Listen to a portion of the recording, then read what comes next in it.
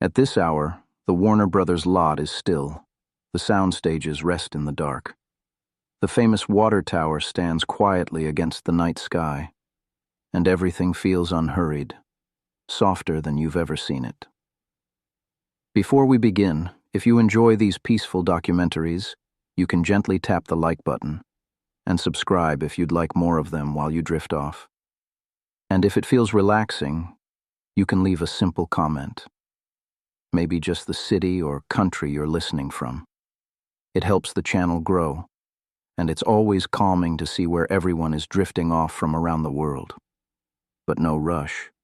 You can do that now, or later, or not at all. This space is here to help you slow down, not add anything to your to-do list. As you settle in, there's a quiet shift happening in your mind. A small, gentle process scientists sometimes call attentional drift. When the brain follows a slow, steady stream of simple information, nothing intense, nothing demanding, your focus naturally begins to loosen. Thoughts stretch out, edges soften, and the body interprets this as a signal that it's safe to rest. That's why these gentle stories work. They give the mind just enough to hold on to, but not enough to keep it awake. So tonight, we're simply drifting through the peaceful version of Warner Brothers, the version that exists after everyone has gone home. A place full of history, but perfectly quiet in this moment. We'll ease back into the early days, when four brothers were trying to build something new. But we'll get there slowly. Soft steps, light details, nothing too heavy. For now, imagine the empty studio lot around you. Dim street lamps, a quiet golf cart parked under a tree, cool air moving gently between the sound stages, the whole place resting.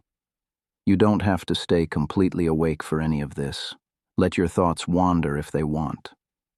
Let your breathing settle into its own rhythm. This story is here to guide you towards sleep, whether you hear every word or drift off halfway through. Warner Brothers has been home to countless characters and stories. But tonight, it's simply a calm place in the dark, quiet enough for you to rest in.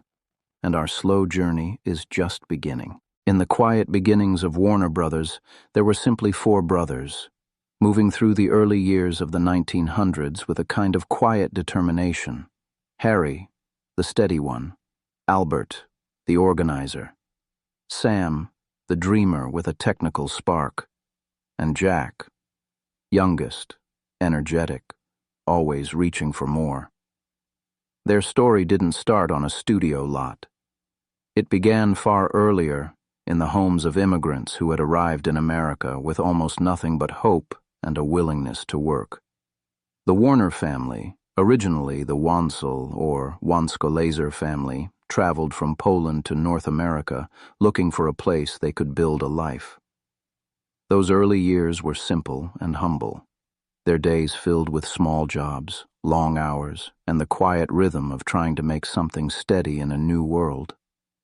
But even in those early moments, there was a spark, a sense that the moving image, this new, flickering invention, might be something special. Before they ever formed a studio, the brothers worked with Nickelodeons, little storefront theaters where people paid a nickel to watch a short film. Imagine one of those places now, but softly, the way it would feel at closing time.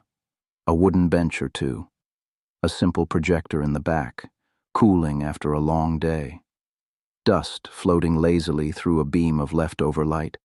Someone sweeping the floor with slow, even strokes. A faint smell of metal and warm mechanics. These were the rooms where the Warner Brothers first understood the power of pictures that moved. Pictures that told tiny stories, even without sound. Sam especially felt it. He could see the potential, not dramatic or grand at first, just the idea that films could grow into something bigger, that people might gather to watch together, and that the brothers themselves might have a role in shaping this new industry.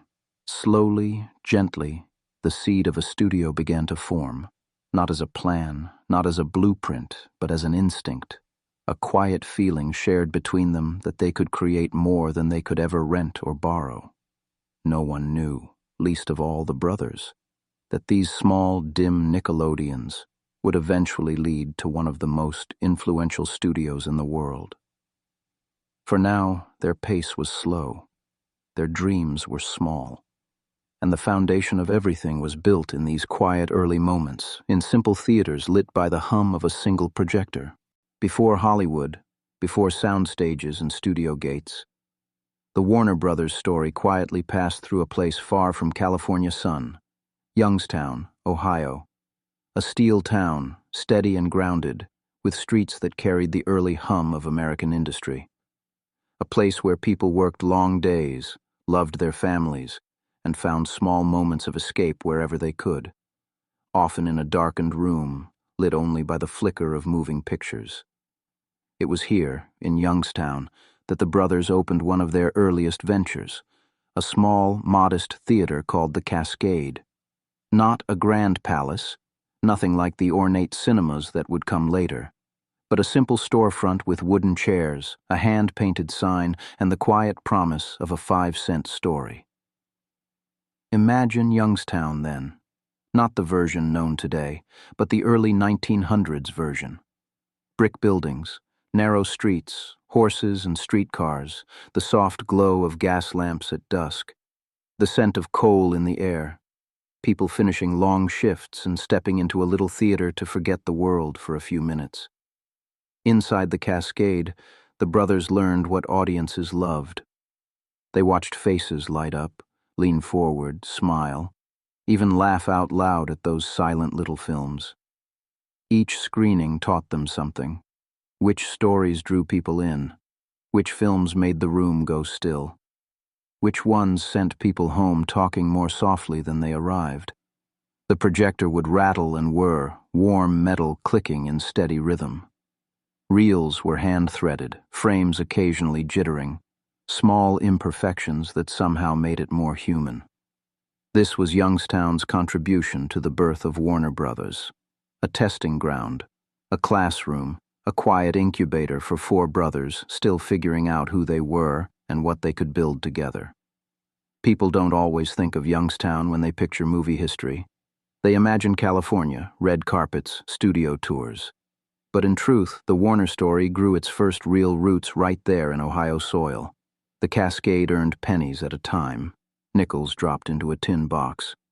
But it gave the brothers something far more valuable. Proof that people cared. Proof that stories mattered. Proof that they could build something larger.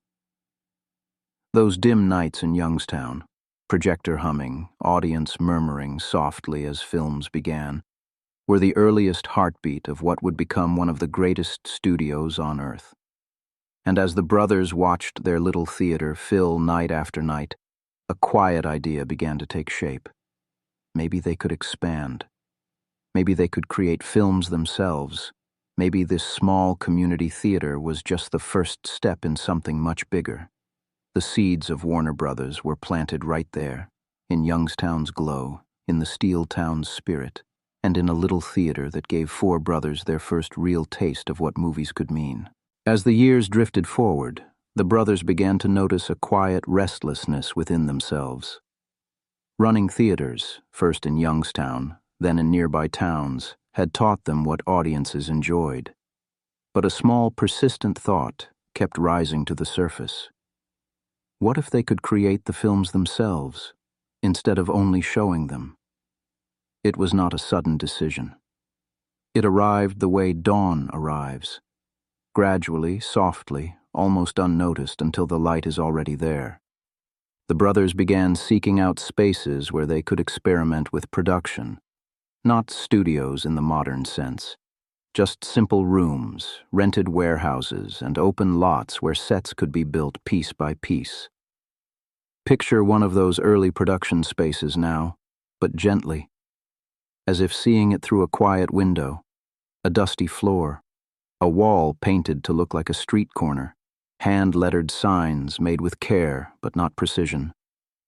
A wooden camera on a tripod, its gears turning with a soft, patient grinding sound. Light drifting through cracks in the roof, making patterns on the ground that shift as clouds roll slowly overhead. These were not glamorous sets. They were humble, improvised, held together with rope, nails, and determination. But they carried the essence of beginnings, a fragile, hopeful energy that would eventually grow into something enormous. The Warner Brothers were learning everything as they went: how to block a scene, how to work with actors, how long a reel should run before the projector needed a new thread, what angles felt natural, and which ones made audiences lean forward. There was no guidebook, no established method, just trial and error, and the steady rhythm of each brother finding his place within the craft. Harry handled the finances, quietly, always watching the books, always making sure the next project was possible. Albert kept things organized: contracts, schedules, the never-ending details. Sam leaned into the mechanics, the cameras, the sound experiments, the technical heartbeat of their early films. And Jack explored the creative side, looking for new ideas, pushing toward bolder stories. Together they made slow progress. Not dramatic, not meteoric. Just steady. Year after year, a decade drifting by like a long exhale. Films came and went, some small successes, some forgotten. All part of the quiet foundation that was slowly forming beneath them. Each set they built, each reel they produced, each lesson learned brought them closer to becoming a true studio. They didn't know it yet, but these dusty rooms and makeshift stages were the earliest ancestors of the modern Warner Brothers lot. The sound stages, the backlots, the iconic water tower. All of it started here, with a handful of brothers and a few simple sets that creaked softly in the wind. The transition from exhibition to creation was almost complete, and soon the world of silent films would welcome a new voice, one that the brothers were just beginning to find. As the brothers moved deeper into the world of creation, the next stretch of years unfolded quietly, not as a sudden rise, but as a long, patient period of trial and error. Warner Brothers at this point was still small enough that every film mattered, and every mistake was simply another lesson waiting to be learned.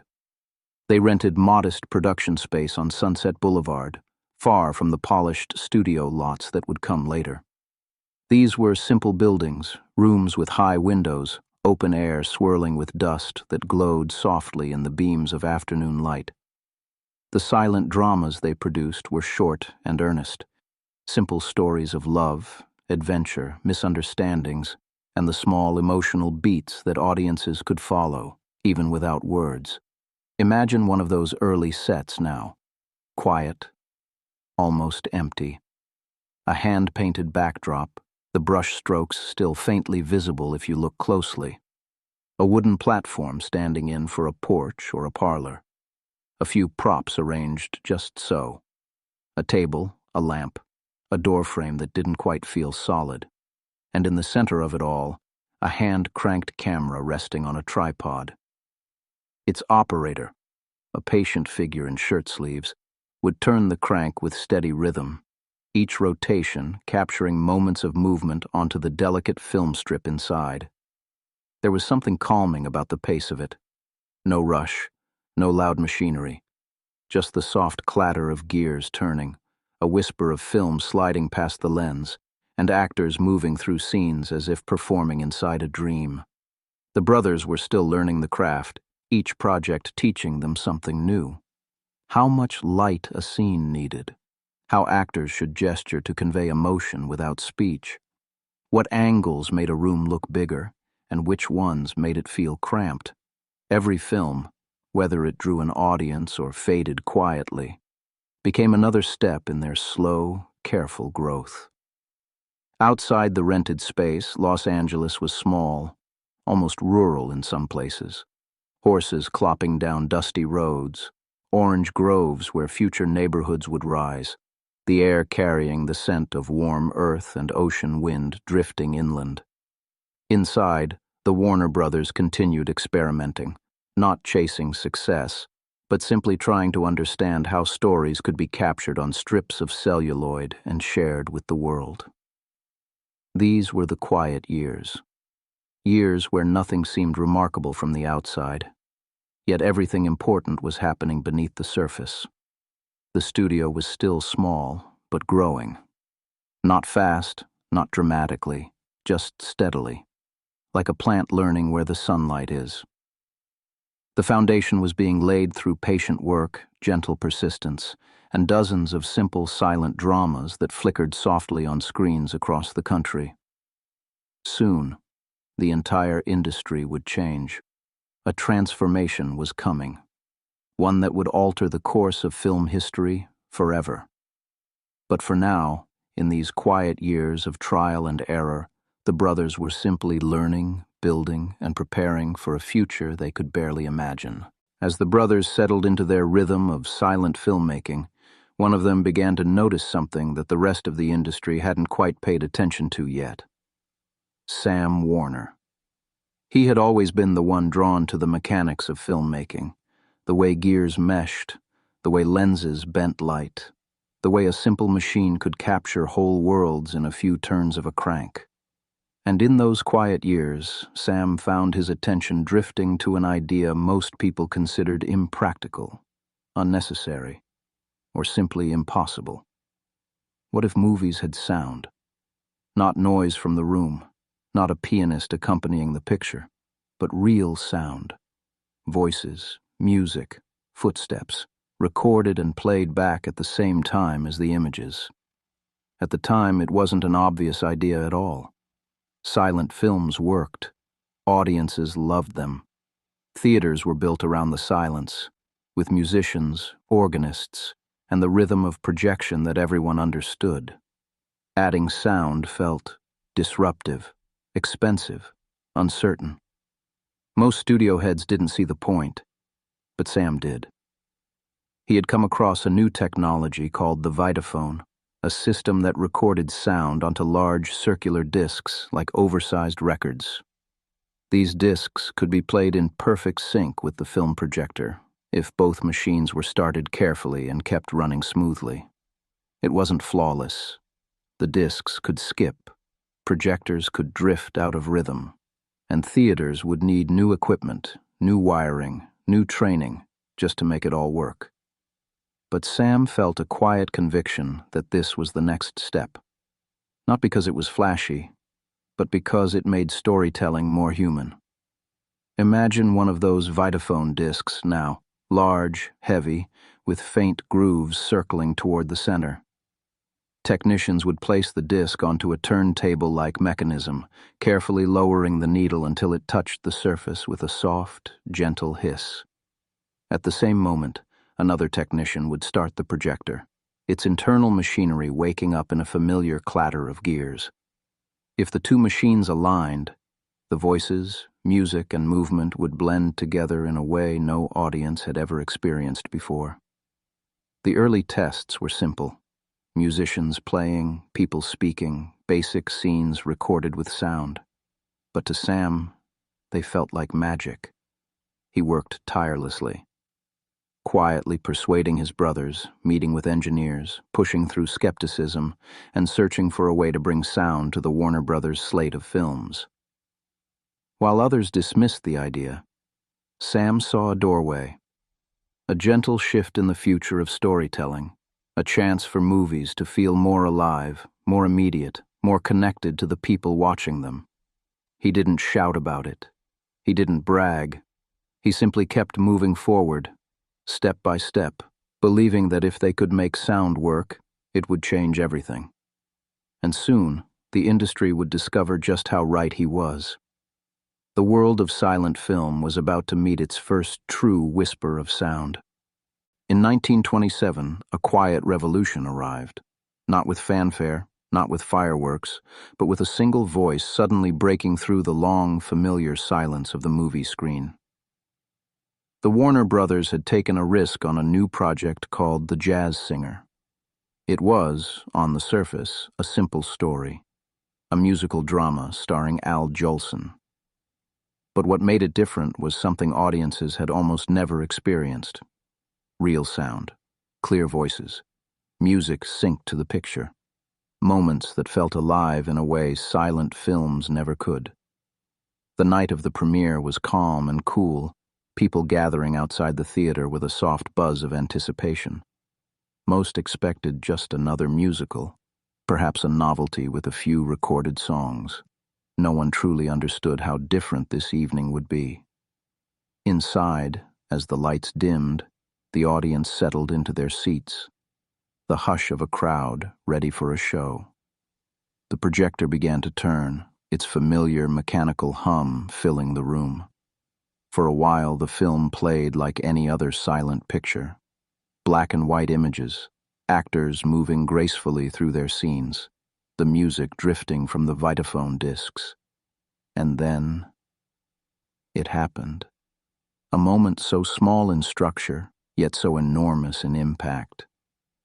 Al Jolson looked up, opened his mouth, and spoke. Wait a minute, you ain't heard nothing yet." The audience froze. Chairs creaked softly as people shifted forward, trying to understand what they were hearing. A voice, a real voice, coming from the screen, perfectly in sync with the image. Gasps echoed through the theater, quiet at first, then growing, a soft wave of disbelief and wonder. Some people covered their mouths, some leaned back in amazement. Others simply stared, eyes wide, as if witnessing something impossible. For the first time, the boundary between the audience and the film felt thin, almost gone. Sound had given the picture a new kind of presence, a new kind of life. As the film continued, each spoken word, each sung note, deepened the impact. By the time the final scene played, everyone understood, whether they said it aloud or not, that movies had just changed forever, quietly, permanently. But the triumph was bittersweet. Sam Warner, the brother who had championed sound with unwavering determination, did not live to see the premiere. He passed away just a day before the jazz singer opened, a gentle, tragic turn that cast a soft shadow over the moment of victory. The brothers, Harry, Albert, Jack, stood at the premiere carrying the weight of both the breakthrough and the loss. They watched the audience react with awe and amazement, knowing deep inside that this moment was Sam's gift to cinema. And though the theater was filled with sound and applause, there was a quiet note beneath it all. A recognition that one of the architects of this revolution was not there to witness what he had helped create. Yet his vision echoed through every scene, every note, every word spoken on screen. And from that night on, movies were never silent again. As sound settled into the world of film and the industry adjusted to this new voice, Warner Brothers began to notice something subtle, a feeling, a direction, a tone that seemed to come naturally to them. While other studios leaned toward fantasies, lavish musicals, or sweeping romances, Warner Brothers found its voice in a very different corner of storytelling. The city, not the loud, chaotic version, but the cinematic one. Dim streetlights, narrow alleyways, train whistles drifting through the night air. People walking quickly under glowing neon signs, their coats pulled tight against the wind. It was a world shaped by shadows and motion, and it suited the Warners unexpectedly well. During the early 1930s, their films began to take on a distinctive character, a little gritty, a little urban, grounded in the rhythm of everyday struggle. Not violent in the bedtime sense, but atmospheric, moody, alive with quiet tension. These were the origins of the Warner Brothers gangster film. Audiences found something strangely comforting in the realism. Characters who felt flawed, human, recognizable in ways that glossy Hollywood fantasies sometimes weren't. And in this emerging style, the studio discovered its first true stars. There was James Cagney, compact and energetic, a performer who could command a scene with little more than a glance. In person, he was gentle, quiet even. But on screen he became electric, a spark in the center of the frame. There was Edward G. Robinson, his presence calm but authoritative, his expressions carrying emotion even before a word was spoken. A master of subtlety in a time when subtlety was hard to achieve. And then, Humphrey Bogart, soft-spoken off-camera, thoughtful, careful with his craft. Yet in the dim glow of a movie screen, he held an unmistakable weight, a weary charm, a sense of someone carrying more history than he cared to admit. Warner Brothers didn't set out to create a signature style, but it formed naturally as these actors found their place and the stories settled into shape.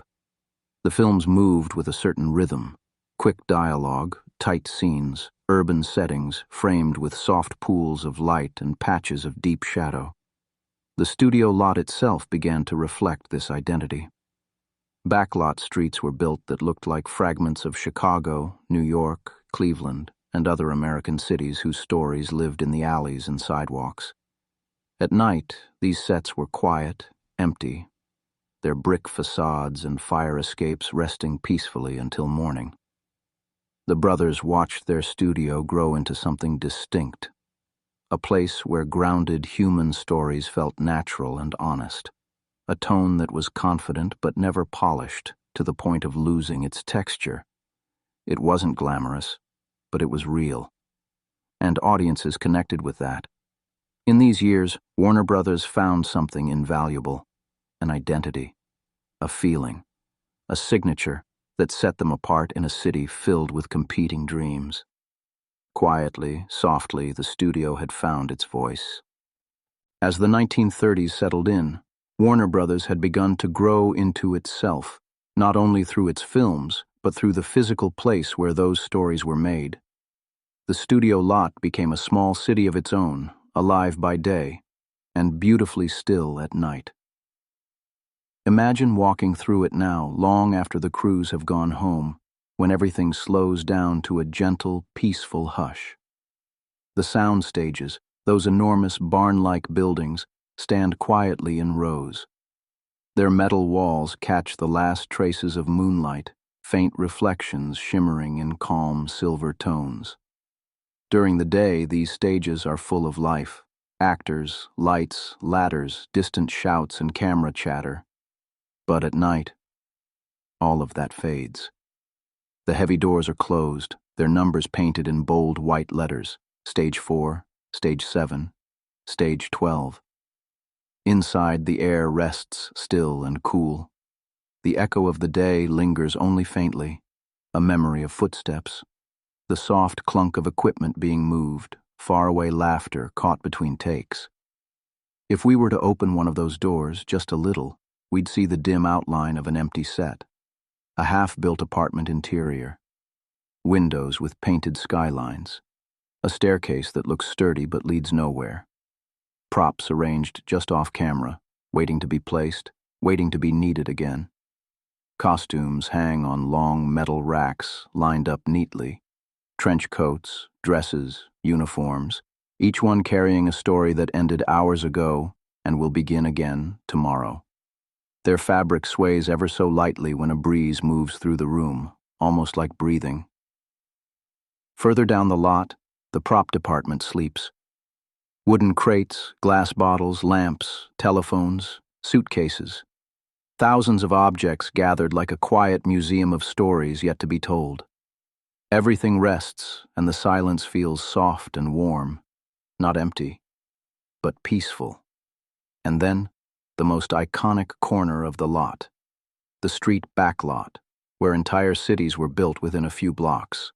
During daylight, these streets are crowded with camera tracks, electric cables, and extras moving in perfect rhythm. But at night, they return to stillness. Brick facades, painted to look like New York or Chicago, stand quietly under the studio lamps. Fire escapes cross the walls, their shadows falling in calm, delicate patterns. Storefront windows reflect nothing but the moon, their signs faintly glowing. Baker, tailor, pharmacy, little slices of a city that only exists when the cameras roll. Walking down these empty streets feels like moving through a dream, a familiar place that isn't real yet holds its own quiet comfort. No cars, no noise, just the soft hum of distant generators and the occasional flutter of a canvas backdrop shifting in the breeze. The lot at night has its own heartbeat, slow, steady, gentle. a reminder that the world of film is built from small, quiet moments just as much as grand ones. By morning, these stages will awaken again. Lights warming up, actors stepping into costume, new scenes unfolding. But for now, everything is resting. Everything is still. And in this calm, moonlit silence, the Warner Brothers studio feels like a place made for dreaming. As the 1940s arrived, Warner Brothers found itself creating stories that didn't just entertain, they lingered. They carried a quiet, emotional weight that audiences felt long after leaving the theater. And among all these films, one rose gently, steadily, into a place of almost timeless affection. Casablanca, a film made without grand expectations, crafted under tight schedules, rewritten as it was being shot. Yet somehow, something in it fell perfectly into place. Not loudly, not with fanfare, but with the kind of quiet magic that can only happen when a story feels true even in its simplicity. Imagine stepping onto that set as it might have appeared late at night, when filming had ended for the day. A fog machine in the corner, its gentle mist drifting across the floor, curling around props like soft, sleepy clouds. The famous airport backdrop, a miniature carefully lit, resting in stillness, its shadows long and peaceful. Rick's Café Américain, with its archways, its patterned screens, and its polished piano, the keys catching the dim glow of overhead lamps. Touch one of those keys, and you might almost hear a faint echo of, as time goes by, drifting through the room like a memory too soft to grasp fully. Warner Brothers' craftsmanship played a huge role in this magic. The art department, working quietly behind the scenes, created spaces that looked real even though they were built just a few feet outside the camera's view. Walls that didn't go all the way up. Tables that were lighter than they appeared. Windows that opened onto painted skies. But in the finished film, it all felt complete, cohesive, immersive, a world viewers could sink into. What made Casablanca matter wasn't one single element. It was everything working together in a soft, harmonious blend. Humphrey Bogart's steady, understated presence. Ingrid Bergman's luminous calm. Dialogue that flowed like quiet poetry. Themes of love, sacrifice, and quiet resilience in a time of global uncertainty. The film arrived when audiences needed something gentle, something meaningful, something that acknowledged difficulty without losing hope. And that feeling, warm, melancholy, resilient, became part of the Warner Bros. Identity for years to come. Other classics followed, films that shaped generations, films that carried a similar depth, films that left soft footprints on the history of cinema. But Casablanca remained special, a reminder that even in a studio known for grit and urban stories, there was room for tenderness, beauty, and quiet grace. In the dim light of the lot, long after filming wrapped, the set pieces of Casablanca rested under soft shadows, silent now, but still holding within them the faint echo of a timeless story that would travel across decades. And as the studio moved forward, that quiet echo stayed with it, a gentle, constant reminder of what films could be. As the world emerged from the shadow of war, a subtle shift moved through Hollywood. A settling, a deep breath, a sense that stories could now stretch into new spaces. Warner Brothers, already known for its grit and heart, began to grow into something larger, steadier, more certain of itself. Films of the late 1940s and early 1950s carried the textures of a changing world. Some were bold, some reflective, but all of them carried that familiar Warner Brothers undertone, a sense of grounded humanity. Picture a gentle montage of these years, soft and unfocused at the edges, like memories drifting through warm light. A detective stepping out of a street lamp's glow, coat collar turned up against a quiet night breeze. A singer in a shimmering gown standing before a microphone, her silhouette gentle and still as the orchestra waits behind her. A courtroom filled with soft shadows, each face lit carefully as tension builds with almost imperceptible slowness. A western town at dawn, dust drifting through sunlight, horses shifting their weight in silence. These images floated across screens everywhere, each carrying the unmistakable stamp of Warner Brothers storytelling. Behind the scenes, the studio itself was stabilizing. Departments grew. New sound stages were built. Backlot streets expanded and aged into their own kind of character. The brothers, too, were aging, no longer the young men running Nickelodeons in Ohio, but seasoned studio heads with decades of triumphs, challenges, and hard-earned wisdom behind them. Harry became the cautious navigator, watching over finances and guiding the studio with a sense of responsibility that deepened with age. Albert remained the organizer, steady and thoughtful. Jack, ever energetic, leaned into the creative pulse of the studio, shaping the future slate of films with a blend of instinct and ambition. There was a calmness to this era, not without conflict, but marked by a growing confidence. The studio had found its voice, and now it was learning how to sustain it. The world was changing, color film becoming more common, television rising slowly in the background, audiences craving stories that felt both grand and intimately human. Warner Brothers adapted, softly shifting its style, exploring new genres, experimenting with new tones. Film by film, year by year, the studio grew into a major force not through loud declarations, but through steady, reliable craftsmanship. By the end of the 1950s, Warner Brothers stood as a pillar of Hollywood, a place where actors built careers, directors found their footing, and stories were given the space to breathe and become memorable. It was no longer just a studio. It was a home for storytellers. And as the brothers watched their creation expand, they could see the result of decades of quiet work, from small theaters in Youngstown to the shining heart of the film industry. Their journey had taken root. Their legacy had begun. As Warner Brothers settled into its place as a major force in live-action filmmaking, another part of the studio was quietly blooming on the side. A new creative wing that would one day carry some of the most beloved characters in the world, the animation unit. It began when a producer named Leon Schlesinger partnered with the studio to create short, animated films. At first, it was a modest operation, not the sprawling animation department seen in later decades, but a handful of artists and technicians working in calm, focused rooms filled with paper, pencils, and the faint scent of paint and ink. Imagine one of those rooms now, late in the afternoon, the sun slanting through tall windows and landing softly across long desks. Sheets of paper are stacked neatly, each one with slight variations.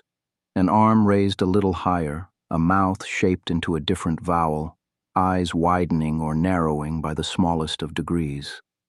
This is the early art of animation, motion created from stillness, life brought forth one drawing at a time.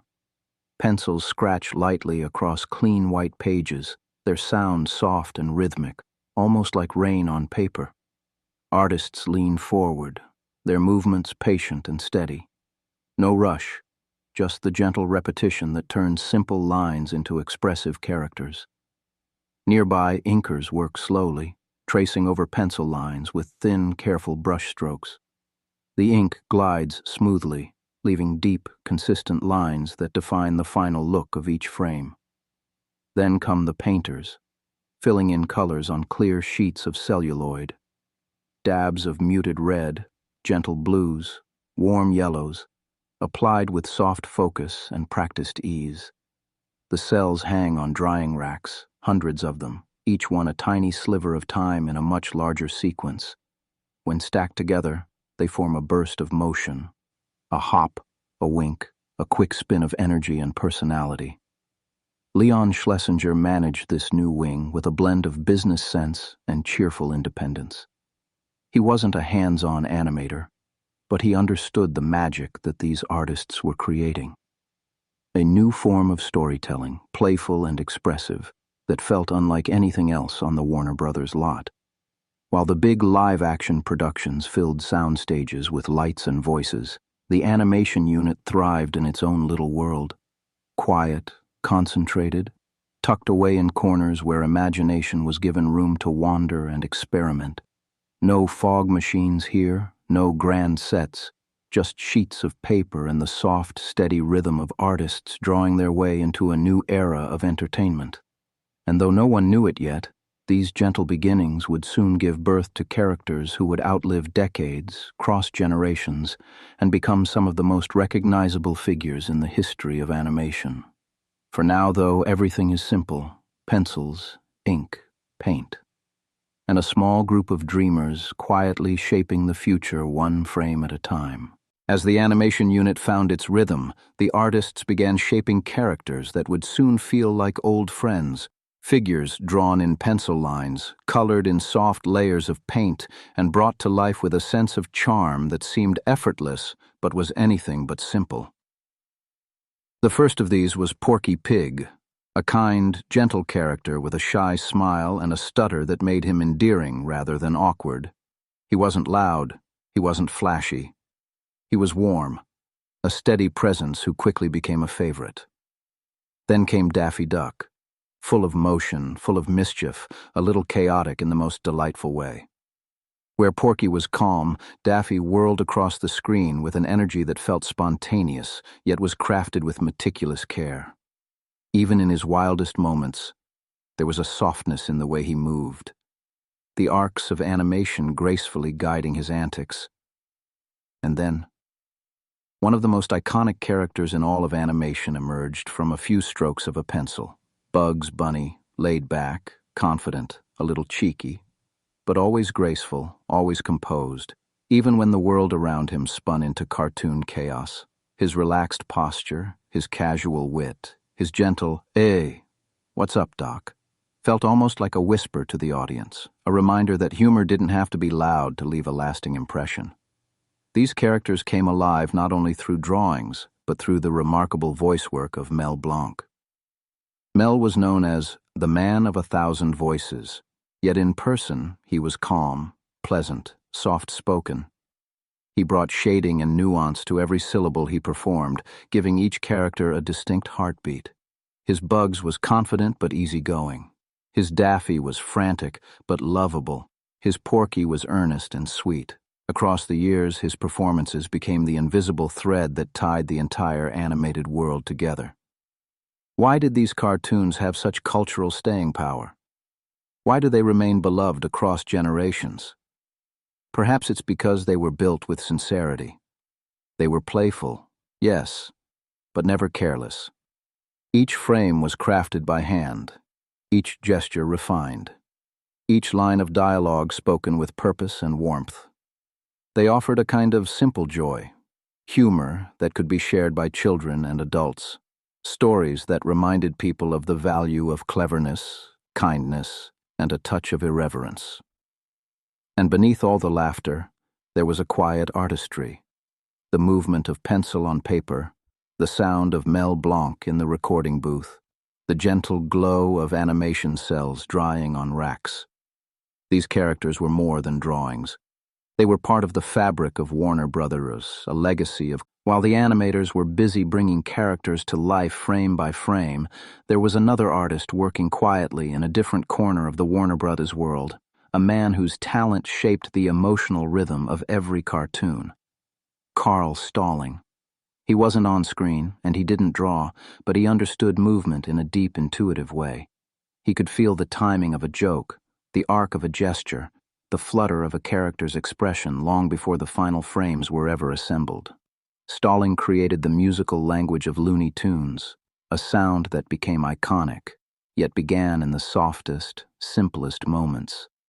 Imagine him working at a piano, late in the day, the room quiet, except for the gentle tapping of keys being tested one by one. Not a full melody at first, just small ideas. A few notes rising, a few falling, little fragments that would later bloom into full orchestral pieces. His process was deeply rhythmic, almost meditative. He watched the animation closely, timing each musical cue to a blink, a hop, a turn of the head. And because these cartoons moved quickly, the music had to dance along with them. But our view of it can remain slow and relaxed, like watching ripples move across a pond even if the pebble dropped with energy.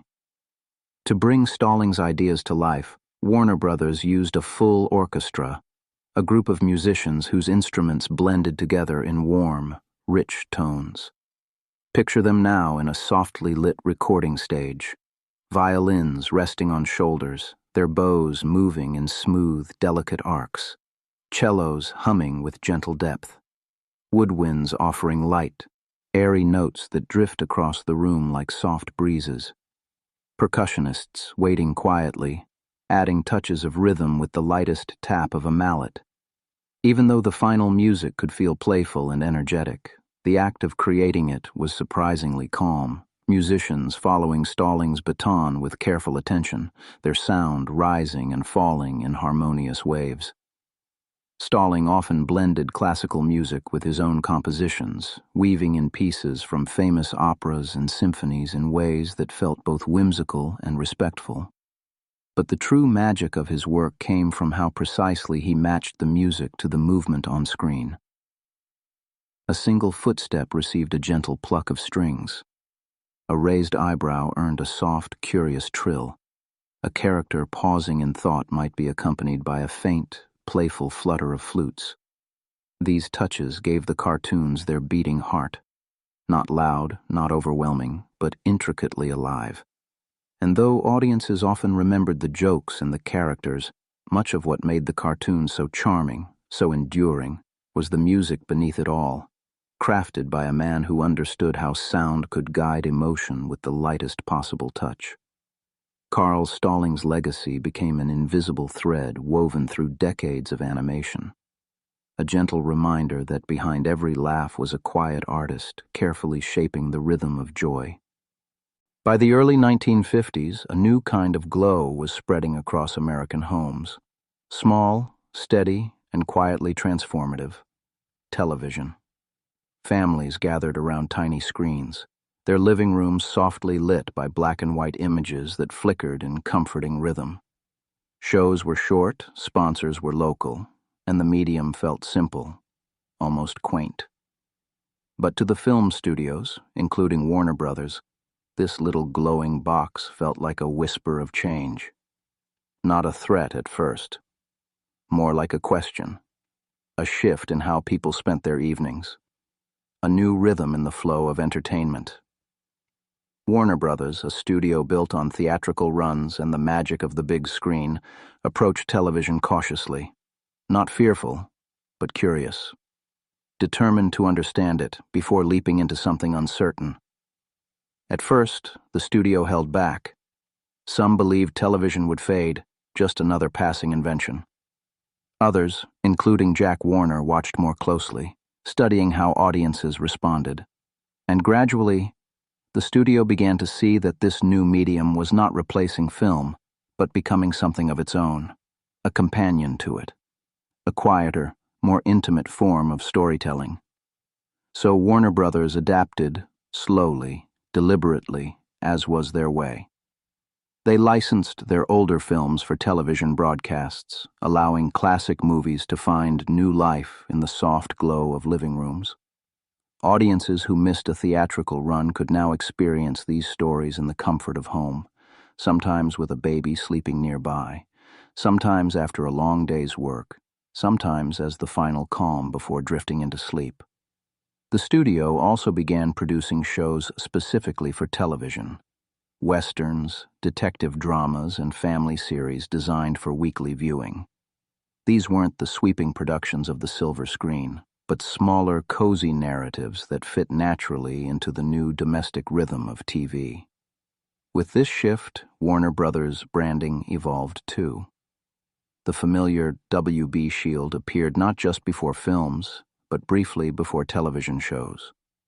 A simple reminder of the studio's heritage, now adapting to a new age. Viewers would see that shield and feel a small sense of trust, a quiet assurance that a story crafted with care was about to begin.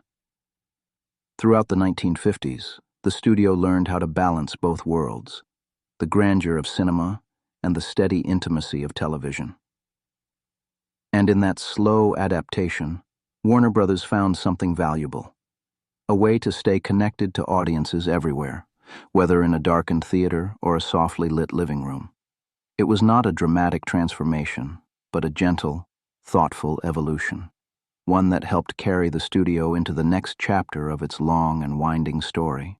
As the decades moved forward, the calm certainty that had carried Warner Brothers through the golden age began to shift, not abruptly, not with sudden collapse, but with the quiet, gradual challenges that come when an industry changes faster than anyone expects. By the late 1950s and into the 1960s, movie attendance dropped. Television continued to grow, and the old studio system, the contracts, the control, the predictability, began to fade. Warner Brothers felt this change as a kind of soft but persistent pressure. Films that might once have been sure successes underperformed. Projects became harder to finance. The studio's once steady rhythm felt uneven, like an orchestra trying to adjust to a new tempo. But even in this uncertain period, the tone remains gentle here, because decline in the world of cinema is rarely a crash. It's more like a dimming of light before a new lamp is lit. Ownership shifted during these years. The Warner family, who had guided the studio from Nickelodeon beginnings to the heights of Casablanca and the early television era, began stepping back. Jack Warner remained longest, holding on to the creative center of the studio he had helped shape. But the business around him was changing rapidly, and eventually, even he would move on. The studio passed through various hands, corporations merging, new leadership arriving, strategies shifting like slow tides. Each change brought its own adjustments, different budgets, different priorities, different visions of what Warner Brothers should become. Throughout this period, the physical studio lot underwent its own transformation. Old buildings, some dating back to the 1920s, were updated or rebuilt. Backlot streets were reworked to serve new stories. Sound stages were renovated with modern equipment to handle new filming techniques. Walking through the lot during these years would have felt strangely peaceful, the sense of a place in between chapters, resting quietly as it listened for the next direction. Crew members still moved through the halls, writers still pitched their ideas. Cameras still rolled, catching moments of performance in the soft glow of studio lights. But there was a gentleness to the pace of it all, a feeling that Warner Brothers was turning inward for a moment, reworking its foundations, adjusting its alignment before stepping into a new phase. And that phase was coming. A period of new filmmakers, new voices, new possibilities that would guide the studio through the turbulent 1970s and into the blockbuster era. But for now, in this quiet stretch of reinvention, Warner Brothers was simply learning, adapting, and preparing. Sometimes decline is not an ending at all, just a soft clearing of space before something new can grow. As the 1960s drifted into the 1970s, a new wave of creativity began to ripple through Hollywood. Not loud or sudden at first, but like a quiet current pulling the studio system toward unexplored shores. Warner Brothers, emerging from its period of reinvention, felt this shift gently at first. A small change here, an unexpected success there. Signs that new voices were beginning to guide the future of film. And in this moment, a remarkable group of filmmakers stepped into the spotlight. Artists with distinct visions, willing to take risks, willing to tell stories that didn't fit neatly into the old studio mold. One of these was Stanley Kubrick. Though Kubrick worked with multiple studios throughout his career, Warner Brothers eventually became his creative home, a place that offered space for his meticulous, slow-blooming visions. His films moved at their own pace, measured, atmospheric, full of imagery that lingered like soft echoes in the mind. Warner Brothers supported that careful style, understanding that not all stories needed to move quickly to leave a lasting impression. Another emerging figure was Clint Eastwood, first an actor with a quiet intensity, later a director whose films carried a calm, thoughtful stillness beneath their rugged exteriors. Warner Brothers formed a long-lasting partnership with Eastwood, one built on mutual trust. He created films with an understated touch, letting silence, landscapes, and character moments speak more loudly than action ever could. And then there was William Friedkin, whose early work hinted at a boldness and realism that studios rarely embraced before. He captured the tension of modern life with clarity and weight, yet always grounded it in deeply human emotion. Warner Brothers, feeling the winds of change, began to explore stories that were more adventurous, more experimental, more reflective of the shifting culture around them. This was the era often associated with films like Easy Rider, not a Warner Brothers film itself, but a symbolic turning point for the entire industry. It represented a new kind of energy, films made with a freer spirit, touching on topics that older Hollywood rarely approached, stories shaped by the times, searching, questioning, open to ambiguity, content to drift through moods rather than rush toward answers. Warner Brothers absorbed some of this spirit softly, bringing it into their own productions. The studio began greenlighting projects that felt more personal, more atmospheric, more reflective of the shifting era. Their films leaned into realism, quiet tension, and emotional honesty, a gentle evolution from the polished classics of earlier decades. Walking through the lot in these years must have carried a different kind of quiet excitement. New directors visiting sound stages, discussing scenes with calm voices, sketching out ideas on notepads and napkins. Older buildings echoed with younger thoughts. The air held a sense of possibility. This period didn't just revive the studio, it helped reshape the identity of Warner Brothers for decades to come. By supporting bold voices with steady hands, the studio found itself at the center of a cinematic rebirth, one that balanced innovation with tradition, ambition with subtlety, and creativity with the gentle patience needed for true artistry to grow. By the late 1970s, Hollywood was entering a new phase, bigger stories, bolder visuals, and a renewed interest in films that carried a sense of wonder. Warner Brothers, after navigating decades of change, felt ready for something fresh, a project that would reach outward with optimism and hope, yet stay grounded in heartfelt storytelling. That project was Superman. But its creation was not a loud, heroic affair. It began, like most things in film, in quiet conversations, soft sketches on paper, and the steady work of many hands slowly shaping an idea into being. The studio wanted to do something no one had truly mastered before, create a superhero movie that felt sincere, not campy, not exaggerated, but warm, earnest, and filled with a kind of gentle awe. They wanted audiences to believe just for a little while that a man could fly. The film's production was a calm, careful puzzle, combining traditional craftsmanship with new technology, and trusting that if everyone moved patiently in the right direction, the illusion would hold. Christopher Reeve, still early in his career, was chosen to play Superman. He arrived not with swagger, but with a soft humility, a thoughtful presence that made him feel both heroic and deeply human. His performance became the heart of the film, the quiet sincerity in his eyes, the gentle way he held himself even in moments of power, a kindness that radiated through every scene he appeared in. Behind the camera, technicians and artists experimented with new ways to simulate flight, wires carefully rigged, camera angles deliberately chosen, wind machines used sparingly to keep the illusion soft and natural. It wasn't flashy magic. It was careful work, frame by frame, shot by shot, guided by patience.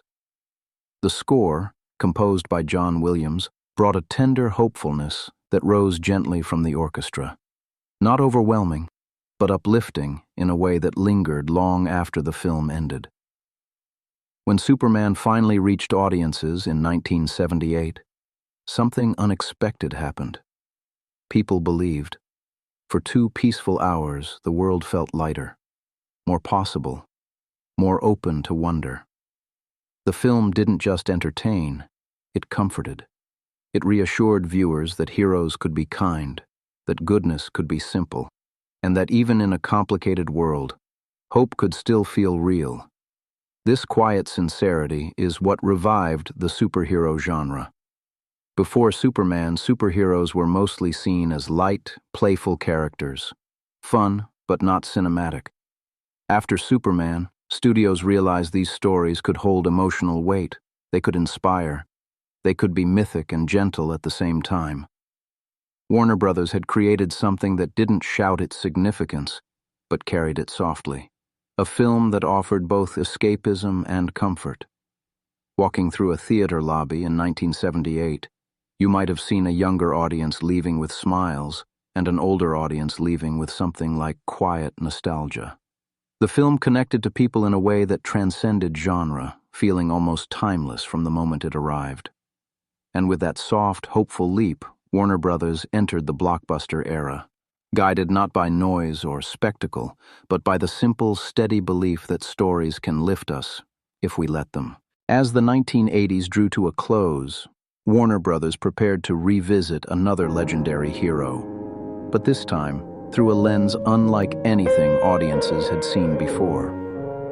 Tim Burton, a young director with a gift for blending whimsy and darkness into gentle surrealism, was chosen to reimagine Batman.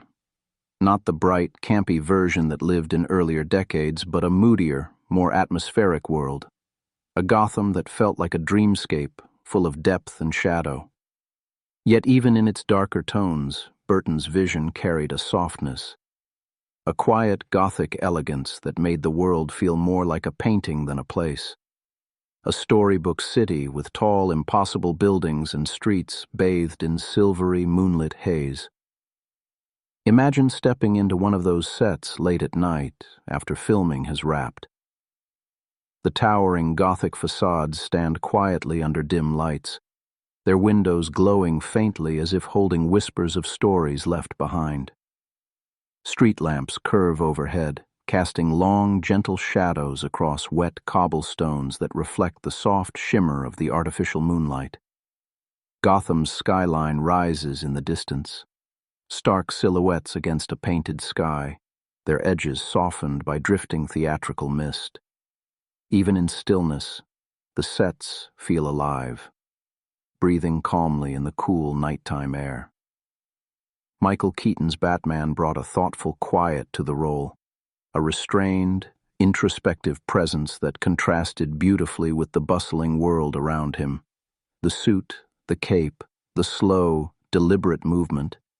Everything about this Batman felt measured and calm, as though he carried his own pocket of silence into every scene. And floating above the visuals was the music, Danny Elfman's score. Even at its most powerful, Elfman's music had a dreamlike quality, rising gently from the orchestra like dark clouds illuminated from within. The main theme began softly, with strings building slow layers of tension and wonder. Then the brass would enter, not harsh, but warm, like a distant beacon cutting through fog. Chimes and woodwinds fluttered underneath, adding touches of mystery that felt almost magical. It was a lullaby for a shadowed city, haunting, comforting, and unmistakably Gotham. The combination of Burton's strange, beautiful visuals and Elfman's atmospheric score created a world that felt timeless, somewhere between nightmare and fairy tale, yet gentle enough to drift through like a dream. When Batman released in 1989, it quietly redefined what a superhero film could be. It didn't rely on brightness or constant action. Instead, it invited audiences into a carefully crafted world of mood and tone, a cinematic space that was immersive, comfortable in its shadows, and rich with artistic detail. For Warner Brothers, this film marked the beginning of a new era of blockbuster storytelling. where style and substance worked together like soft harmonies, and the studio's legacy expanded into bold new territory. Burton's Gotham, with its glowing windows, its quiet alleys, and its orchestral heartbeat, became a place viewers returned to again and again. Not because it was loud, but because it was unforgettable, a gentle, atmospheric milestone in the studio's long, evolving story. As the century approached its end, Warner Brothers took a quiet but courageous step into a film that would reshape how audiences thought about visual storytelling. A film that blended philosophy, mythology, technology, and action. Yet somehow, beneath all of its groundbreaking ideas, carried a calm, deliberate stillness in many of its moments. The Matrix. Directed by the Wachowskis, the project began as something unusual. A story that was both intimate and vast, both futuristic and familiar, both digital and deeply human. Warner Brothers believed in it before the world understood it, agreeing to support a vision that didn't fit neatly into any known category. It was a risk, but a thoughtful one, and it would pay off in a way no one could have predicted. The heart of the Matrix lay in its innovations, techniques so new they felt almost dreamlike. One of these was bullet time. In the finished film, the effect looked almost effortless. A character drifting slowly through the air, the world around them bending, stretching, pausing just long enough for viewers to take in every detail. But behind that moment was a quiet, intricate ballet of cameras arranged in a perfect arc, dozens of them, each clicking softly, one after another, to capture motion from every angle at once. When the images were stitched together, movement flowed in a way that felt impossible, as though time itself were gently stretching to show its hidden edges. The effect wasn't loud. It wasn't chaotic. It felt almost serene, like watching ripples spread across water in slow motion. And that was the magic. Not just the technology, but the calm precision behind it. The Wachowskis also pushed into digital filmmaking with a kind of quiet bravery. Scenes were constructed with layered visual effects, not dazzling for their own sake, but purposeful, like brushstrokes in a painting. Green code drifting softly down a screen, buildings bending with graceful arcs, characters stepping between realities as though walking through folds of fabric. Even the action carried a dreamlike rhythm. Movement slowed, then accelerated, then slowed again, as though the film were breathing with its audience. The world of the Matrix wasn't cold or mechanical. It was contemplative, at times almost meditative. A story about awakening, seeing clearly, and choosing one's path with intention. When the film was released in 1999, it quietly changed everything. Audiences sat in theaters feeling as though they'd glimpsed a new kind of cinema, one that blended philosophy with visual poetry, and action with a surprising softness. Warner Brothers' willingness to support such a bold, unusual project remains one of the most admired decisions in the studio's history.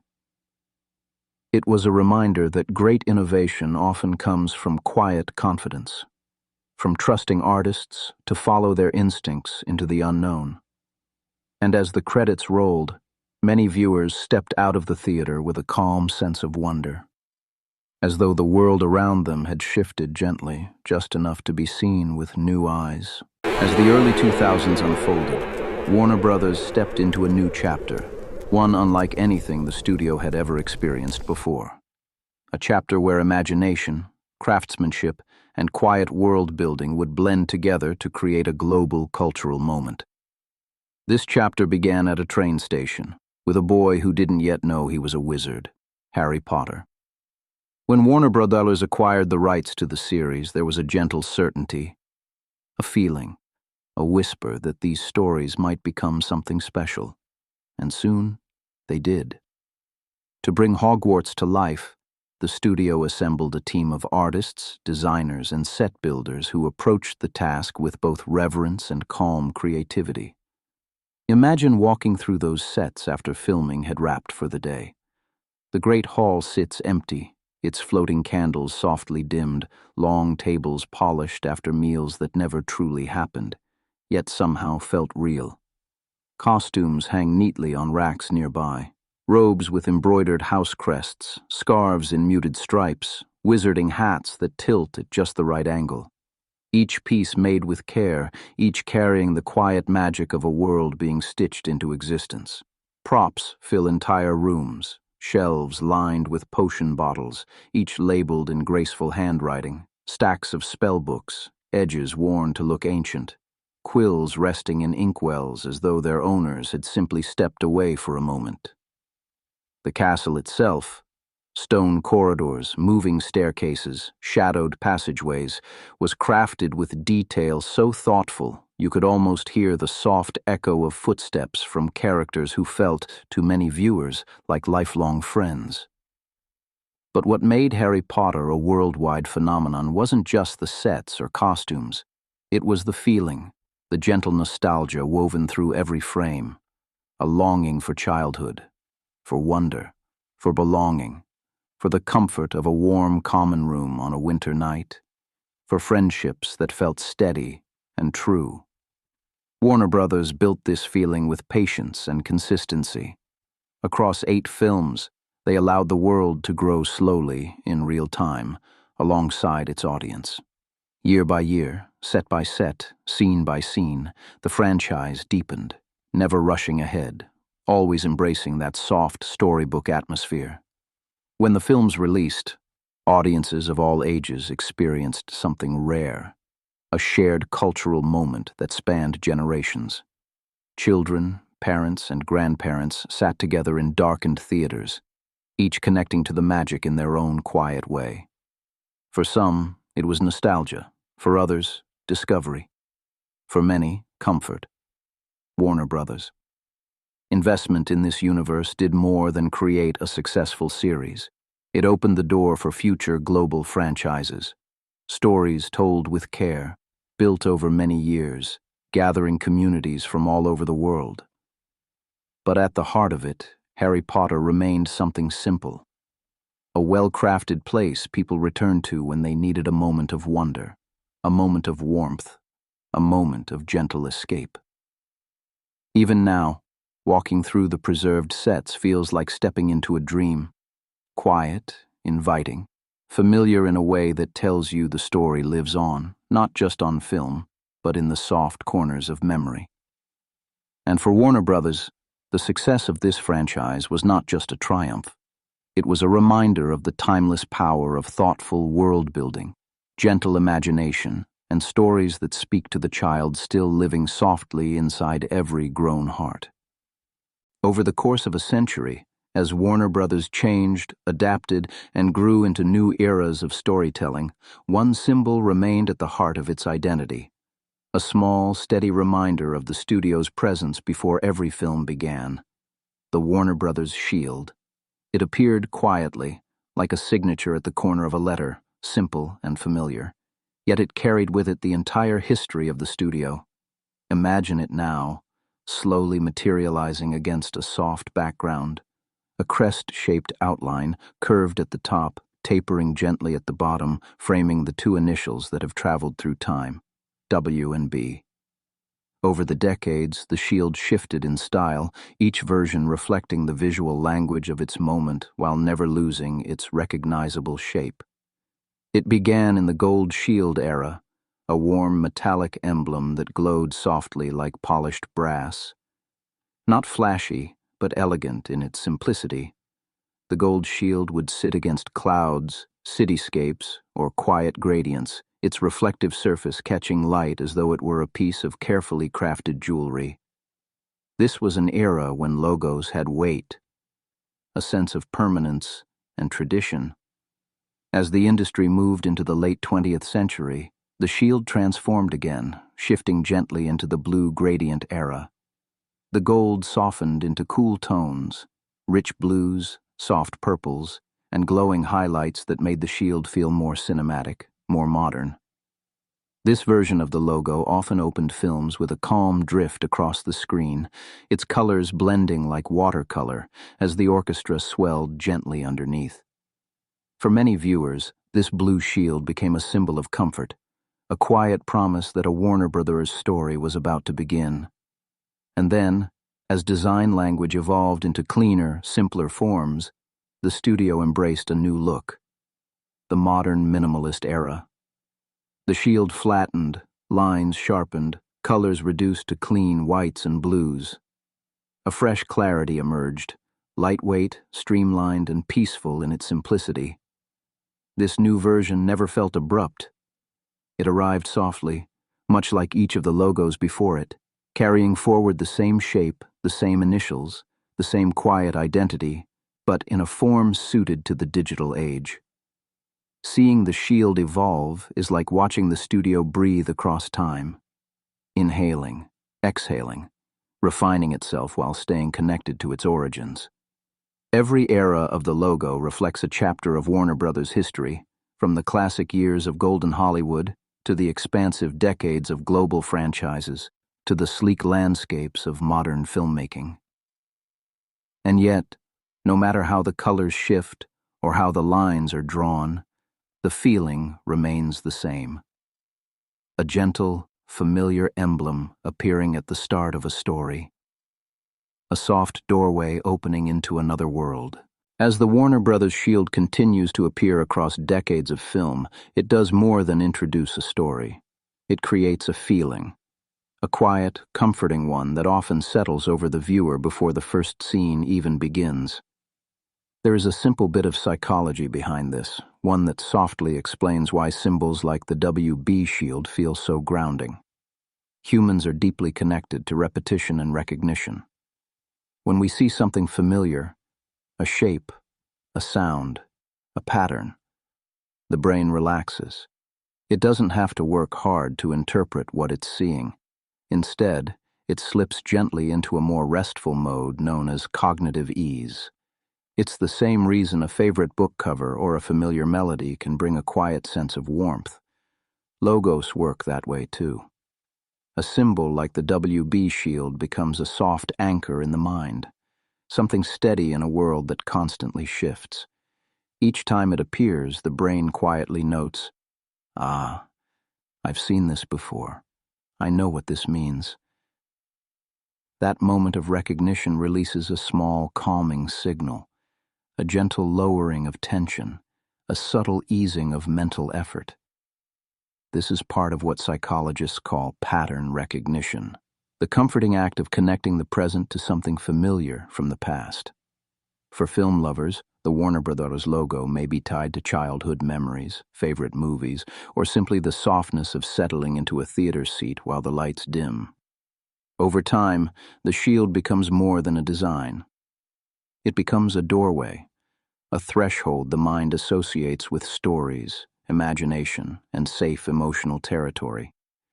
Even the way the logo changes slowly across decades plays into this comfort. The shape stays the same. The initials stay the same. Only the colors and styles drift gently, like a familiar melody played on different instruments across time. The brain appreciates this balance. It loves the comfort of the known paired with the soft curiosity of something new, a combination that keeps the mind engaged but not alert, interested but not strained. This is one of the reasons logos, especially studio logos, can feel soothing in long-form videos or bedtime stories. They signal stability, continuity, and the soft promise of an experience that has been shared by millions of people over many, many years. And so, the WB shield isn't just a design. It's a symbol of rhythm, reliability, and the gentle reassurance that a story is about to unfold in a way the brain already understands and trusts. Like a familiar constellation appearing in the night sky, it invites the viewer to settle in, relax, and let the mind drift into the comforting space between memory and imagination. When night settles over the Warner Brothers lot, the entire place shifts into a different rhythm. Calm, unhurried, almost dreamlike. The sounds of filming fade, the lights dim, and the lot becomes a quiet world of stillness, resting between stories. Just inside the gates, the water tower rises gently into the sky. No fanfare, no movement, just a calm, iconic silhouette glowing softly under the moonlight. It stands like a quiet guardian of imagination, watching over sound stages and backlot streets with patient, steady presence. Beyond it, the sound stages stretch out in long rows, their heavy doors closed for the night. Inside those darkened rooms, the wood floors lie smooth and empty. High ceilings arch overhead, and fine dust drifts lazily through thin rays of leftover light. Sets that were busy hours before now rest in total silence. Corners fading into shadow, props untouched, air cool and perfectly still. In another corner of the lot, a large warehouse of props, costumes, and archives sleeps quietly. Shelves hold decades of history, hat boxes, vintage telephones, old suitcases, lanterns, uniforms, objects that once filled scenes and helped bring characters to life. Costumes hang in careful rows, their fabrics settling softly as though exhaling after a long day. Nothing here moves quickly. Everything waits in peaceful anticipation of tomorrow's stories. Farther down, the backlot streets look like pieces of cities frozen in time. Brownstone facades stand quietly in the dark, their windows faintly glowing from the last remaining set lights. Western storefronts, saloons, sheriff's offices, trading posts, rest under wooden awnings that creak gently in the night air. And just beyond, New York-style blocks stretch out in calm, empty lanes, cobblestones reflecting the soft haze of the studio lamps overhead. Walking through these spaces at night feels like drifting through a dream, familiar, yet somehow untethered from reality. Every building, every set, every shadow carries a quiet echo of the stories filmed there, now sleeping under the stillness of the lot.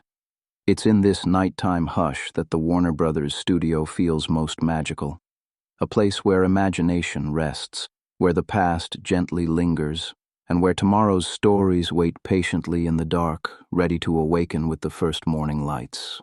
As the 1980s moved quietly into the 1990s, Warner Brothers entered another period of transformation, not on sound stages or through iconic characters, but through the steady, careful shifting of corporate partnerships and new technologies. This was the beginning of the Time Warner era. In a soft, gradual way, the studio joined with other companies under one larger umbrella, a merger meant to strengthen storytelling, distribution, and the growing world of television.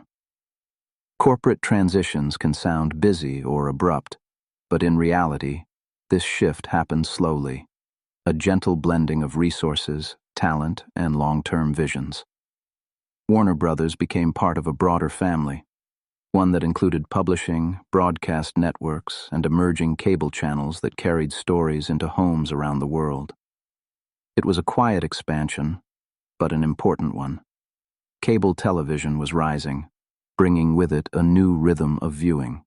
Audiences no longer needed to wait for a specific airtime.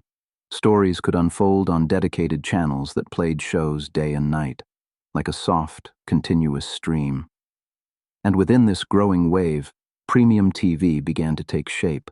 Channels that offered original programming, movies uncut and uninterrupted, and series with deeper storytelling than traditional broadcast television often allowed. Warner Brothers adapted with its characteristic calm practicality. The studio saw cable not as competition, but as a new avenue, a different doorway through which stories could reach people.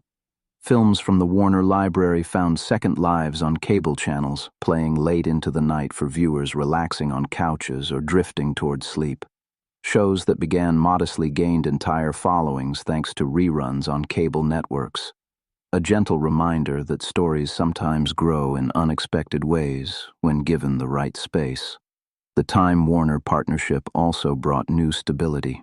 Resources increased, distribution expanded. The studio gained the freedom to pursue larger projects, longer franchises, and ambitious filmmaking that would have been harder to finance alone.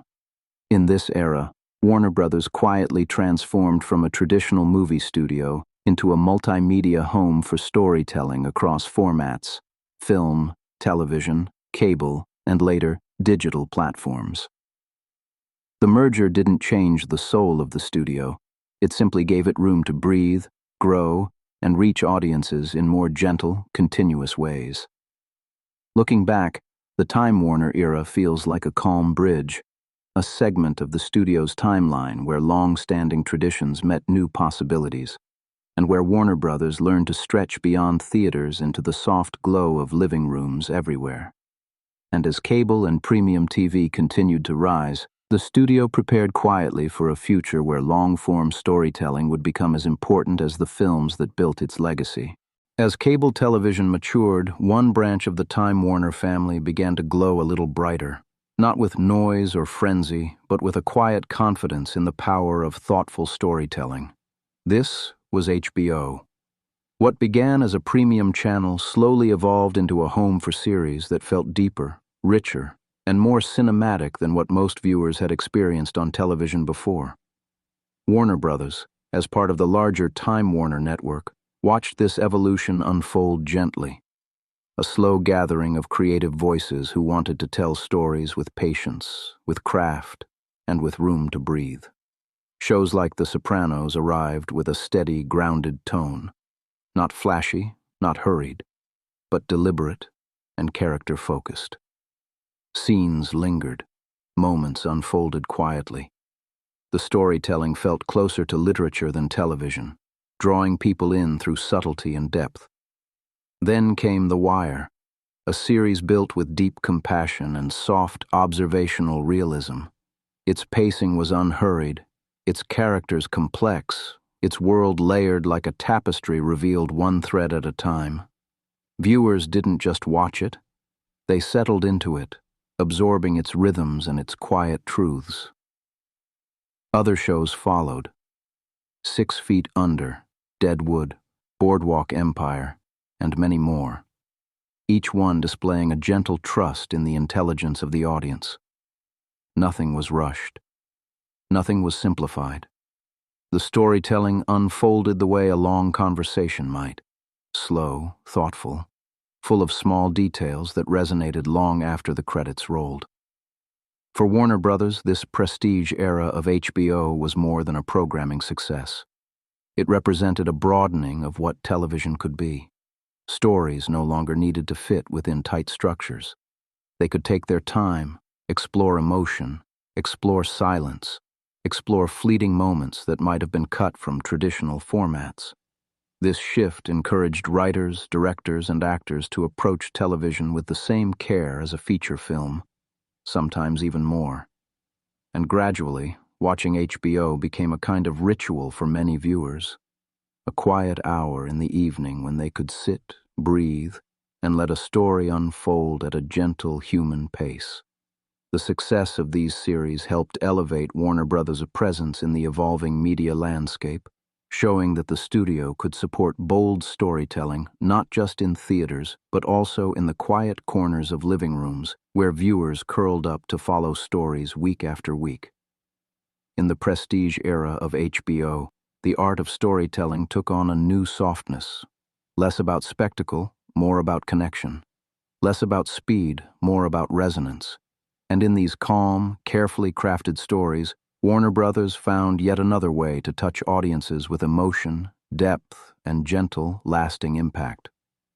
As the world moved into the 21st century, another shift began to take shape. Not sudden, not overwhelming, but steady and unmistakable. Streaming. Stories that once required a trip to a theater or a scheduled time on television were now available instantly, arriving softly through a screen in the comfort of one's home. For audiences, this meant convenience, flexibility, and a new rhythm to watching. For studios like Warner Brothers, it meant another period of thoughtful adaptation. The shift to streaming wasn't a replacement for what came before. It was simply a new path, another way for stories to reach the people who needed them. Warner Brothers stepped into this era with calm intention. They created platforms, partnered with new technology companies, and reshaped the ways their vast library of films and shows could be accessed. During this time, Warner Brothers also became part of a larger merger, forming Warner Brothers Discovery. The goal was simple in spirit: to gather storytelling resources under one roof, from documentaries and unscripted shows to blockbuster films and family programming. A single home where all kinds of narrative voices could coexist. The merger marked another step in the studio's long history of adapting to changing landscapes. Softly adjusting, quietly expanding, always continuing forward. The rise of streaming brought new viewing habits. People watched at their own pace, sometimes in the quiet hours of the night, sometimes in short moments between the busyness of the day. And Warner Brothers responded by offering content that fit gently into all of these spaces: films, series, miniseries, animation, news, and expansive worlds built to be explored one peaceful evening at a time. Even as technology changed, the essence of the studio remained the same: telling stories that connect people to emotion, imagination, and the soft comfort of shared experience. Where once the WB shield glowed before a theatrical release, now it appeared in quiet living rooms, on laptops, on tablets, and on phones. Its meaning unchanged, its promise familiar. In many ways, streaming brought the studio closer to its audience than ever before. Not in crowded theaters or at scheduled airtimes, but in private moments when viewers curled up on couches, ready to escape into a story for as long or as little as they wished. Warner Brothers Discovery continues to navigate this era with measured steps, balancing tradition and innovation, theatrical spectacle and gentle home viewing, blockbuster adventure, and quiet documentary calm. It is yet another chapter in a long, winding history, one in which the studio adapts, listens, and evolves while carrying forward the same quiet dedication to storytelling that began over a century ago. As television, cable, and streaming continued to evolve around the world, Warner Brothers found itself stepping into yet another gentle transformation, one defined not by format or medium, but by connection. The stories created by the studio were no longer limited to theaters or scheduled broadcasts. They could now travel instantly into living rooms, hotel rooms, phones, tablets, and quiet corners of the world where someone needed a familiar film to help them unwind.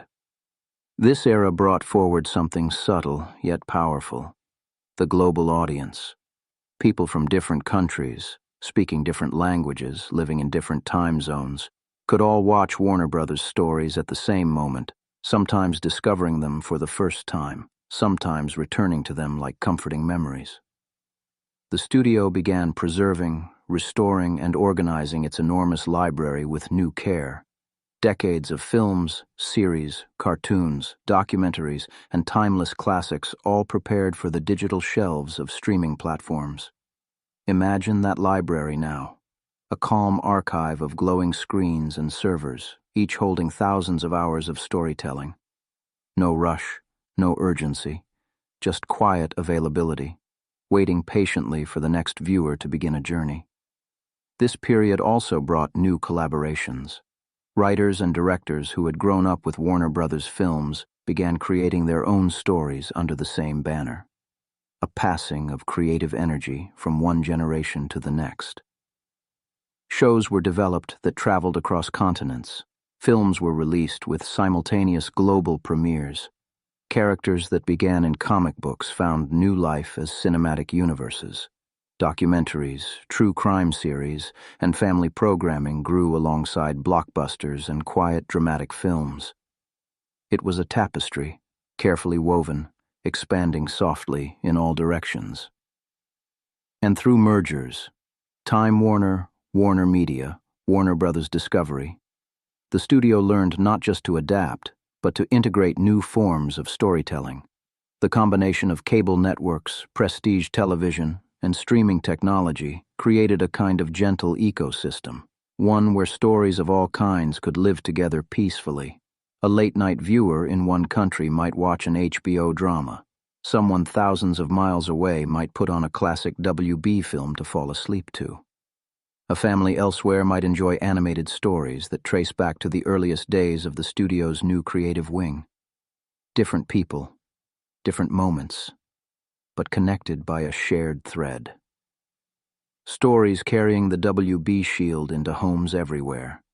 And in this quiet, expansive era, Warner Brothers became something broader than a movie studio. It became a companion.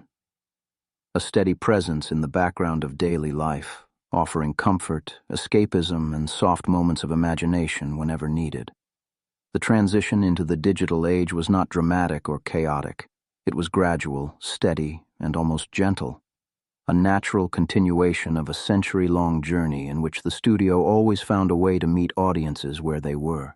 And as the world became more connected, so did the stories, drifting across borders, across nights, across time. As the studio continued its long journey into the 21st century, a new wave of tools began to emerge, quietly at first, like soft lights appearing along the horizon. These technologies didn't replace the traditional craft of filmmaking. Instead, they wrapped around it like gentle layers, adding new ways to imagine worlds and bring stories to life. One of the most transformative was virtual production. In earlier decades, sets were built entirely by hand, and cameras could only capture what physically existed on the stage. But now, filmmakers could stand in front of vast digital landscapes, mountain ranges, city skylines, alien planets that stretched endlessly, all created through LED walls that glowed softly behind the actors. These environments weren't loud or chaotic.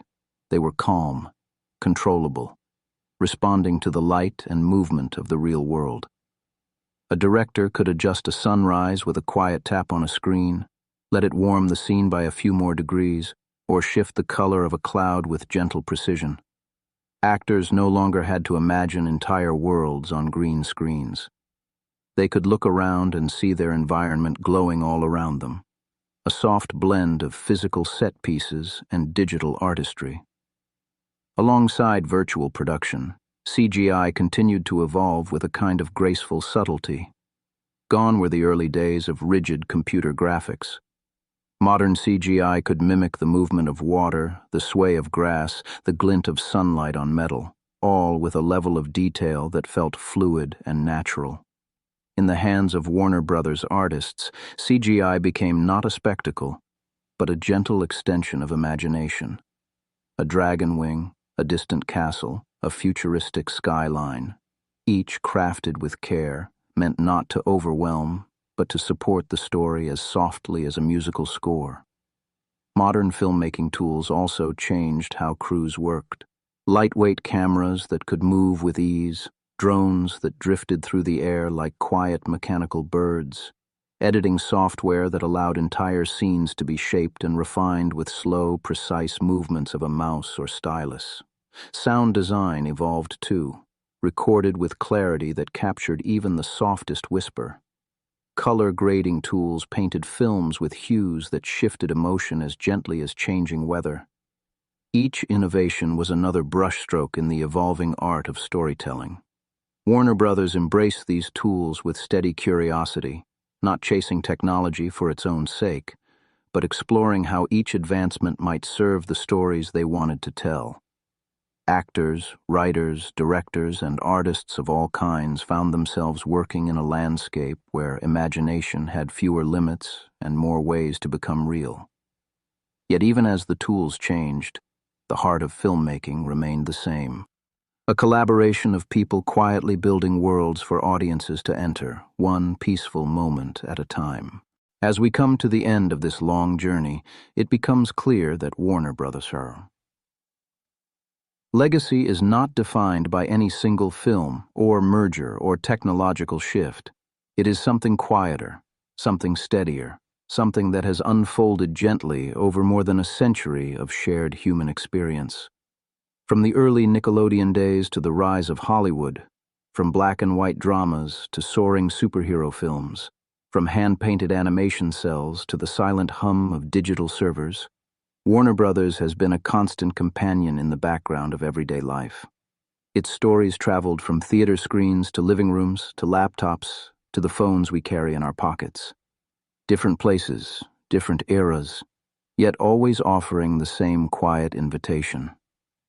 Come sit with a story for a while. Across generations, its films and shows became touchstones, moments people remembered, quoted, shared with loved ones, or returned to during uncertain times.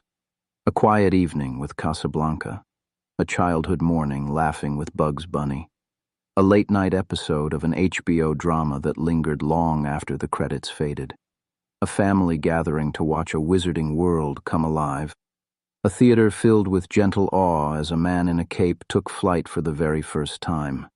These are not just entertainment. They are memories, woven softly into the fabric of millions of lives. Warner Brothers' cultural impact isn't loud or forceful. It lives in small things. The music we hum, the quotes we repeat, the characters we feel we know, the comfort we take in familiar logos and opening themes.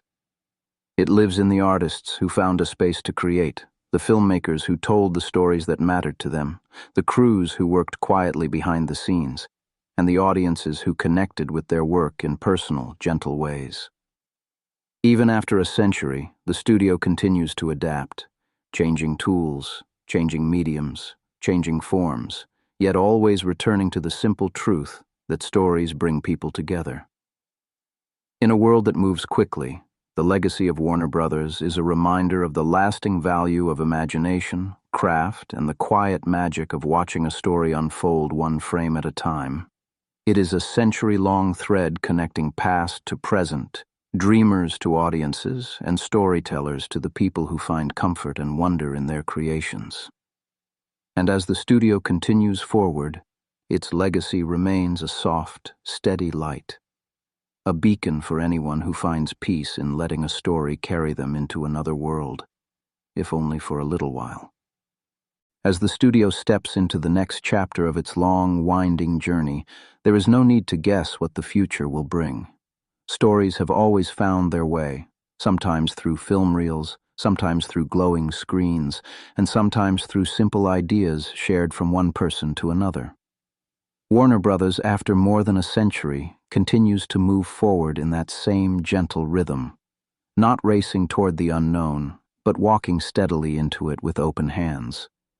The tools may change, the platforms may shift, but the heart of storytelling remains remarkably constant. There will always be characters waiting to be discovered, worlds waiting to be imagined, artists quietly sketching, writing, and dreaming in rooms lit by soft lamps late into the night. Perhaps stories will become more interactive, or more immersive, or more personal. Or perhaps they will become simpler again. Small human tales that unfold in quiet places. There's no right direction, no single path. Just gentle possibilities stretching out like a calm horizon. Virtual production may blend more seamlessly with real sets. Animation may grow more expressive and painterly. New voices may emerge from corners of the world that once went unheard. Old franchises may find fresh layers of meaning. New stories may arrive that surprise us with their softness or their courage. And through all of it, the studio's role remains the same: to offer a space where imagination can take shape, where artists can explore without fear or hurry, and where audiences can find comfort in the quiet glow of a story unfolding at its own pace. Looking ahead doesn't require certainty. It only asks for openness, a willingness to let stories evolve in ways that feel natural, thoughtful, and true. Whether on a vast theater screen, a softly lit television, or a handheld device glowing in the dark, the warmth of storytelling endures. And Warner Brothers, with its century of experience, will continue to be one of the quiet guardians of that enduring magic, a steady presence in a world that never stops changing. No predictions are needed, just the gentle understanding that as long as people seek stories, the studio will find ways to help those stories reach them. And somewhere, in a soundstage, or a writer's room, or an animator's quiet workspace, the next idea is already beginning to take shape. softly, patiently, waiting for its moment to step into the light. And now, as our long drifting journey reaches its end, we find ourselves back where the evening first began, at the foot of the Warner Brothers water tower. The lot around us is still, the air calm and cool, settled into that deep quiet that only comes late at night when every stage door is closed and every light has taken on a softer glow. The water tower stands above it all, lit gently from below, its curves warm against the darkness. It feels less like a structure now, and more like an old friend, a steady silhouette watching over decades of stories, decades of artists, decades of imagination. There is a warm familiarity here, a sense of being held in a place that has seen so much, and yet remains peaceful, unrushed, patient. The lights at the base cast a golden halo upward, illuminating the tower's rounded frame. The WB letters rest quietly on its surface, glowing just enough to be recognizable, but never harsh. The night breeze moves softly, rustling a few leaves, slipping through empty streets and brushing lightly against the tower's metal sides. It hums a quiet note, barely audible, almost like a lullaby. Standing here, you can feel the weight of an entire century settled gently into place. All the stories we've wandered through, the silent era, the golden age, the birth of sound, the rise of animation, the blockbusters, the digital frontier, and the endless quiet moments in between, they all seem to gather here, held in the graceful stillness of this single landmark. The tower doesn't celebrate loudly. It doesn't demand attention. It simply stands year after year like a lantern of memory glowing softly in the night. Returning to it now feels like closing the loop, a circle beginning and ending in the same peaceful place. For all the changes around it, the water tower remains constant, a gentle reminder that the heart of the studio has always been rooted in creativity, community, and the simple, enduring magic of storytelling. And as we linger here in its warm, nighttime glow, the studio feels quiet, safe, and timeless. A place where stories sleep lightly, waiting for the sun to rise so they can begin again. And now, as the last lights of the studio settle into the deep quiet of night, it's time to let this story come to a gentle close. The water tower stands behind us, glowing faintly in the distance. The backlot streets rest in stillness. The sound stages sleep, their echoes tucked softly away until morning returns. All of Warner Brothers, its history, its stories, its laughter and heartbreak, its magic and imagination, drifts into a peaceful hush. You've walked with us through more than a century of filmmaking, from small-town beginnings to vast modern worlds, from hand-drawn frames to digital images that float effortlessly across screens. And now, you don't need to think about any of it anymore. You can let the story slip quietly to the back of your mind. Let your breathing slow. Let your shoulders soften. Let your thoughts become lighter, as if settling like dust in a sunbeam on a quiet soundstage. Everything is calm now. Everything is done. There is nowhere you need to be, nothing left to do, no scenes left to film. Just this moment of stillness. If sleep finds you now, allow it to come gently, the way a curtain lowers at the end of a long, beautiful performance. And if you're still awake, that's perfectly fine too. You can linger in the quiet, resting in the soft glow of the studio night. Either way, thank you. For listening, for dreaming, for spending this time in the peaceful world of Warner Brothers. May your mind drift to calm places. May your night be easy. May your rest be deep. From the silent lot, under the faint shimmer of the water tower's glow. Good night. Sleep well. And may tomorrow meet you with the same quiet grace that carried you here.